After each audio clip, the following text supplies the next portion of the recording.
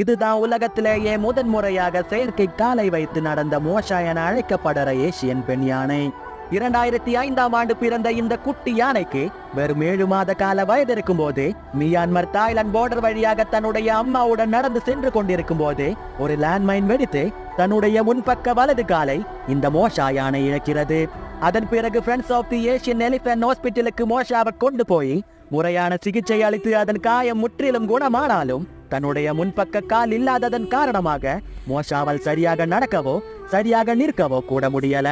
இதன் காரணமாக மோஷாவிற்கு பல ஆரோக்கிய பிரச்சனைகள் வர தொடங்கியது. அதனைத் தொடர்ந்து 2007ஆம் ஆண்டு டாக்டர் தெர்ச்சாய் ஜிவகேட்டா இந்த மோஷா குட்டி யானைக்கு ஏற்ப ஒரு செயற்கை காலை வழங்கி அதை பொருத்தவம் செய்கிறாரு. இப்போ 19 வயதான இந்த மோஷா யானை வளர வளர இதோட 10க்கும் மேற்பட்ட செயற்கை கால்களை மாற்றப்பட்டிருக்கு.